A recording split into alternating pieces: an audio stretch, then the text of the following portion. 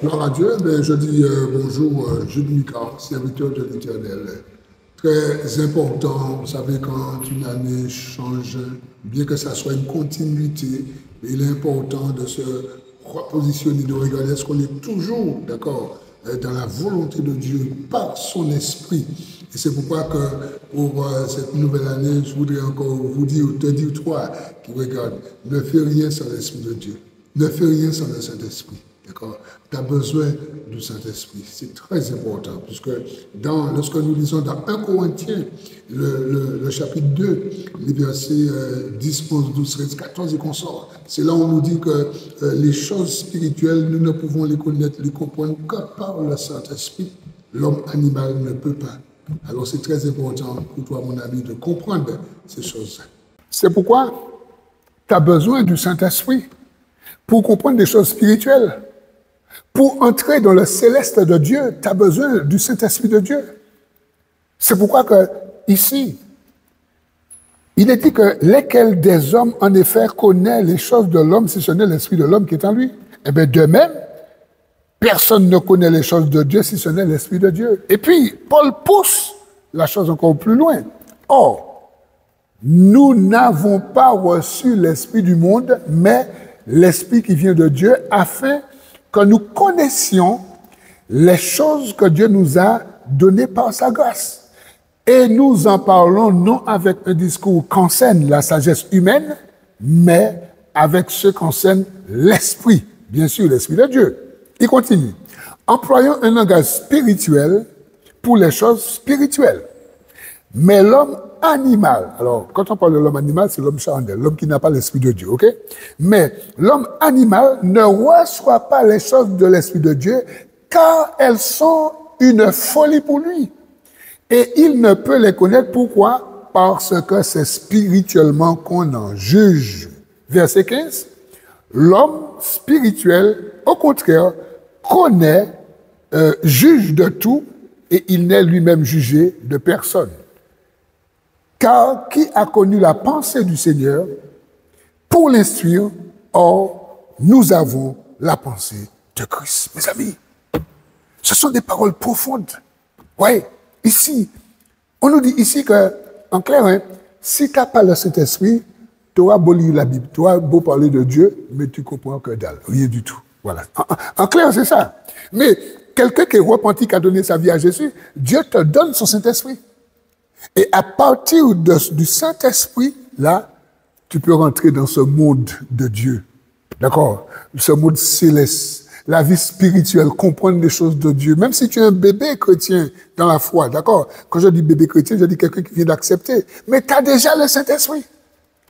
Et là, tu peux évoluer dans le céleste de Dieu. Et ça, c'est très important. Tu vois? L'apôtre Paul va dire quelque chose que j'aimerais aussi lire dans Romains 8, chapitre 13 à 16. Romains 8, et écoute bien ce qu'il dit, Romains chapitre 8, et les versets 13 à 16. Si vous vivez selon la chair, vous mourrez. Mais si par l'Esprit, le Saint-Esprit, vous faites mourir les actions du corps, vous vivrez. Car tous ceux qui sont conduits par l'Esprit de Dieu sont fils de Dieu. Et vous n'avez point reçu un esprit de servitude pour être encore dans la crainte, mais vous avez reçu un esprit d'adoption par lequel nous crions « Papa, Abba Père ». L'Esprit lui-même rend témoignage à notre esprit que nous sommes enfants de Dieu. Les amis, c'est l'Esprit de Dieu qui rend témoignage à notre esprit que nous sommes enfants de Dieu. Ça veut dire que si nous n'avons pas le Saint-Esprit, nous ne recevons aucun témoignage attestant que nous sommes enfants de Dieu. Vous voyez? C'est pourquoi tout passe par la repentance et la conversion. D'accord? Et c'est pourquoi lorsqu'on parle de ce monde de céleste, mes amis, c'est très important. Quand on parle du monde spirituel, c'est très important. Il est difficile. Et c'est pourquoi je reviens à la conversation que Jésus avait avec Nicodème dans Jean 3. Dans Jean 3, écoutons ce que Jésus dit dans les versets 11 à 13. Alors, 11 à 13, Jésus dit à Nicodème, en vérité, je te le dis, nous disons ce que nous savons et nous rendons témoignage de ce que nous avons vu. Et vous ne recevez pas notre témoignage. Verset 12. Si vous ne croyez pas quand je vous ai parlé de choses terrestres, comment croiriez-vous quand je vous parlerai de choses célestes? Personne n'est monté au ciel si ce n'est celui qui est descendu du ciel. Le Fils de l'homme, ça veut dire Jésus, qui est dans le ciel. Oui, Jésus va dire à Nicodème, toi qui es un maître de la loi, un docteur de la loi, tu ne peux comprendre les choses célestes. Pourquoi? Parce que tu n'as pas l'Esprit de Dieu. Mais après, Nicodème va se repentir, mes amis, ok? Après, il va donner sa vie à Jésus, d'accord? C'est pas dit clairement, mais après, quand on étudie, on comprend qu'il avait la crainte et après qu'il va vraiment donner sa vie à Jésus. J'ai noté que Jésus, l'homme de Galilée, le Fils de Dieu, celui qui a vécu 33 ans sur la terre, Jésus, eh bien, il était lui-même céleste avant d'être terrestre. Il a toujours été céleste. C'est très important. Hein? Il a vécu 33 ans. Il est né de la Vierge Marie. D'accord? Une fois qu'il est né, on a compris, Marie n'est plus vierge. Les gens appellent Vierge Marie, mais quelle que soit la femme qui accouche, elle n'est plus vierge. D'accord? Bon, là c'est encore des histoires qu'on veut nous faire encore, mais je referme la parenthèse. Voilà. Et c'est très important, mes amis, de bien comprendre que dans Jean 17, versets 1 à 5, on va voir ce que Jésus dit. Jean 17. On va voir que avant qu'il soit terrestre, il était céleste. Il est dit qu'après avoir ainsi parlé, Jean 17, verset 1er, Jésus leva les yeux au ciel et dit, Père, l'heure est venue, glorifie ton Fils afin que ton Fils te glorifie. Selon que tu lui as donné pouvoir sur toute chair, afin qu'il accorde, que Jésus accorde la vie éternelle à tout ce que tu lui as donné, tout ce que Dieu lui a donné. Verset 3. Jésus dit, dans sa prière sacerdotale, Jésus dit, Or, la vie éternelle, c'est qu'ils te connaissent, toi, le seul vrai Dieu, et celui que tu as envoyé, Jésus-Christ. Et il continue dans sa prière. Je t'ai glorifié sur la terre, j'ai achevé l'œuvre que tu m'as donné à faire. Et écoutez bien le verset 5. Et maintenant, toi, Père, glorifie-moi auprès de toi-même de la gloire que j'avais auprès de toi avant que le monde fût. Voilà, mes amis. Alors, on comprend que ce verset 5 nous permet de comprendre, même si Jésus a été terrestre pendant 33 ans, il est né de la Vierge Marie. Il a vécu 33 ans étant que le Fils de l'homme, l'homme de Galilée, le Fils de Dieu. OK?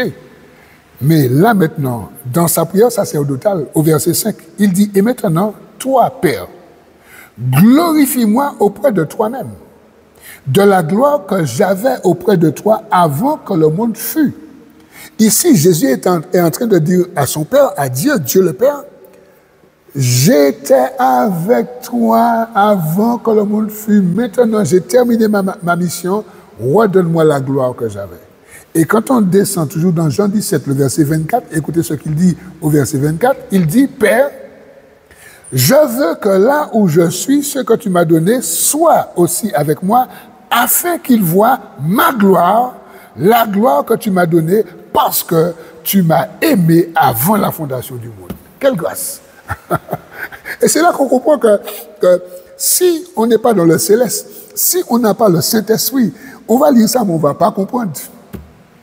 On va voir Jésus, bon ben, d'ailleurs, à son époque, les gens disaient, comment c'est pas le fils de Joseph de Marie? On ne connaît pas ses frères, ses sœurs. Qu'est-ce qu'il nous raconte là? Mais on le connaît, on l'a vu naître, on l'a vu grandir. Les gens étaient incrédules. Mes amis, ne soyons pas incrédules. Et mettons la foi, croyons ce que le Seigneur dit. C'est très important. Alors, aujourd'hui, mes amis, Jésus est dans les lieux célestes. Écoutez-moi bien. Aujourd'hui, Jésus se trouve dans les lieux célestes. Et nous, ses disciples, nous qui formons son corps, nous sommes avec lui. Nous sommes... Je vais le lire. Je préfère le lire avant de le commenter. On va aller dans Éphésiens, chapitre 1er, Éphésiens. Éphésiens 1er, les versets 20 à 23. Alors, on nous dit que Dieu a déployé en Christ en le ressuscitant des morts et en le faisant asseoir à sa droite dans les lieux célestes. Okay? Aujourd'hui, Jésus est assis dans les lieux célestes. Au-dessus de toute domination et de toute autorité, de toute puissance et de toute dignité, et de tout nom qui se peut nommer, non seulement dans ce siècle présent, mais encore dans le siècle à venir. Et verset 22, il a tout mis sous ses pieds et il a donné pour chef suprême à l'Église, qui est son corps, la plénitude de celui qui remplit tout en tous. Vous voyez, l'Église est le corps de Christ. Christ aujourd'hui est dans les lieux célestes, assis à la droite du Père, mes amis. Lorsqu'on parle du céleste, oui, du spirituel, c'est très important. Et c'est quand nous avons Christ, le Saint-Esprit dans notre vie, que nous pouvons comprendre ces choses. Nous pouvons rendre grâce à Dieu, Dieu le Père, pour ce qu'il a fait pour nous. Et là, mes amis, je voudrais lire avec vous 3 versets. Ça, c'est dans Colossiens, chapitre 1er, les versets 12 à 14. C'est toujours Paul qui parle. Il dit, rendez grâce au Père, qui vous a rendu capable d'avoir part à l'héritage des saints dans la lumière, qui nous a délivrés de la puissance des ténèbres et nous a transportés dans le royaume du Fils de son amour. Il y a eu un transfert qui a été fait, en qui nous avons la rédemption et la rémission des péchés. Ça c'est un sujet de glorification, un sujet de gloire, un sujet de réjouissance. Rendez grâce au Père qui vous a rendu capable d'avoir part à l'héritage des saints dans la lumière. Et toi qui regardes ce message, je te pose une question. Est-ce que toi, tu es assis dans les lieux célestes en Jésus-Christ? Est-ce que pendant que tu es debout sur la terre, est-ce que tu es assis dans les lieux célestes en Jésus-Christ? Peut-être que tu vas me dire, tu ne sais pas. Moi, je te dis que c'est possible si tu as Christ dans ta vie. Et ça, on va le lire, on va aller dans Éphésiens, le chapitre 2, et on va le lire. Éphésiens 2, le verset 5, voilà. Éphésiens 2, verset 5. Il a dit que nous qui étions morts par nos offenses, ça veut dire on vivait dans le péché, il nous a rendus à la vie avec Christ. C'est par grâce que vous êtes sauvés, que nous sommes sauvés. Verset 6. Il nous a ressuscités. Dieu nous a ressuscités ensemble et Dieu nous a fait asseoir ensemble dans les lieux célestes en Jésus-Christ. Mes amis, la personne qui vient au Seigneur, la personne qui se repent, la personne qui donne sa vie à Jésus, il y a un transfert qui se passe. Et la Bible dit que cette personne, d'accord, Dieu la ressuscite de la mort spirituelle qu'elle avait, et Dieu fait cette personne s'asseoir dans les lieux célestes en Jésus-Christ à la droite du Père. Oh là là là là là là. Non, mon ami, j'aimerais vraiment t'inviter à venir à Jésus, à confesser tes péchés, à demander pardon et à accepter Jésus pour ton Seigneur et pour ton Sauveur. Ne néglige pas cet appel, ne néglige pas ce message, parce qu'il y a quelque chose pour toi, mon ami. Et puis, un dernier point que je voudrais voir, c'est parler du combat. Pratiquement, tous les combats que nous avons à livrer sur la terre, c'est une guerre dans les lieux célestes. Pratiquement tous les combats. Les gens qui n'ont pas le Christ, les gens qui ne savent pas, ils font des combats charnels. Ils prennent leurs fusils, ils prennent leurs couteaux, ils se servent des armes blanches, ils font du quimbois, ils injurient les gens, ils se battent, les couples divorcent, les parents, j'allais dire, tapent les enfants, je dis bien injustement, d'accord, parce qu'il y a qui châtie bien, qui aime bien, châtie bien, mais je parle injustement. Enfin, je suis en train de parler, on prend toutes sortes d'armes, mais c'est des armes charnelles. Mais écoutons ce que la Bible nous dit dans Éphésiens, le chapitre 6, à partir du verset 12, mes amis, c'est très important. Car nous n'avons pas à lutter contre la chair et le sang, mais contre les dominations, contre les autorités, contre les princes de ce monde des ténèbres, contre les esprits méchants dans les lieux célestes. Ouais. Ici, on nous dit que le combat est dans les lieux célestes. Mais très souvent, nous menons un combat charnel. Tu vois deux personnes qui conduisent, parce que l'un a refusé la priorité, l'autre sort, il prend son couteau, il prend son fusil, il commence à l'injurier. Ne fais pas ce combat-là. Ça, c'est un combat charnel qui est là. L'autre, des fois, est animé de l'esprit du diable. L'autre est animé de toutes sortes d'esprits spirituels. Et toi, tu viens avec un couteau, avec un fusil. C'est un combat charnel. Il faut que tu aies une vie de prière. Il faut que tu aies le Saint-Esprit. Il faut que tu sois assis dans les lieux célestes en Jésus-Christ, comme je l'ai lu tout à l'heure dans Éphésiens 2, verset 6. Maintenant, si tu es assis dans les lieux célestes en Jésus-Christ, tu pourras faire le combat spirituel. Parce que la Bible dit que nous n'avons pas à lutter contre la chair et le sang, mais contre les esprits méchants. Voilà, mon ami. Lorsqu'on parle des lieux célestes, lorsqu'on parle du céleste, mes amis, c'est tellement important. C'est juste un petit condensé. Mais s'il faut rentrer là-dedans, il y a tellement de choses à dire. Pour terminer, la question que je te pose, quel est ton combat? Quel combat que tu mènes? En ce moment, quel est ton combat? Toi, qui regarde ce message, quel est le combat que tu mènes? Je voudrais t'inviter à mener le bon combat. L'apôtre Paul va dire quelque chose dans 2 Timothée, le chapitre 4, verset 6 et consort. Il va dire que j'ai combattu le bon combat, j'ai gardé la foi. Il va dire désormais, la couronne de vie m'est réservée. Mais il dit non seulement à moi, mais à tous ceux qui ont aimé l'avènement, le retour du Seigneur. Toutes ces personnes auront aussi la couronne, mais pour cela, il faut faire le bon combat. On va prier ensemble. Seigneur, je veux encore te remercier, te bénir, te louer, t'exalter. Je veux encore, Seigneur, vraiment me réjouir parce que ta parole, elle est la nourriture qu'il nous faut dans ces temps compliqués, ces temps difficiles.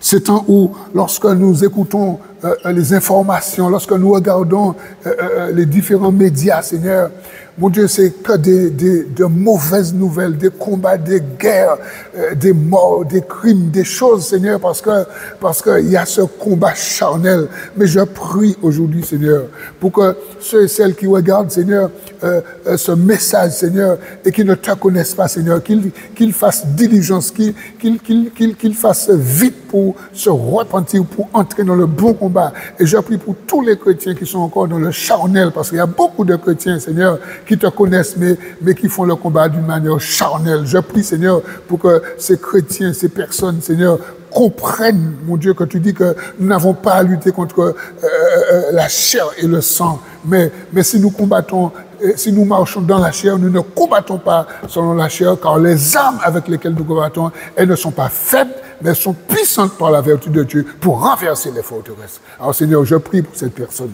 Je prie pour quelqu'un aujourd'hui, quelqu'un qui veut entrer dans le combat, quelqu'un qui veut t'accepter, quelqu'un qui veut recevoir le pardon de ses péchés, quelqu'un qui veut entrer à l'école du bon combat. Je prie pour cette personne, afin que tout simplement, Seigneur, qu'elle ouvre son cœur pour toi et que tu puisses entrer au nom de Jésus. Amen. Pour la suite, abonne-toi et que le Seigneur te bénisse. Et si tu veux d'une question, aller plus loin, je te donne mes coordonnées, c'est un portable 06 96 89 52 58 et que le Seigneur te bénisse.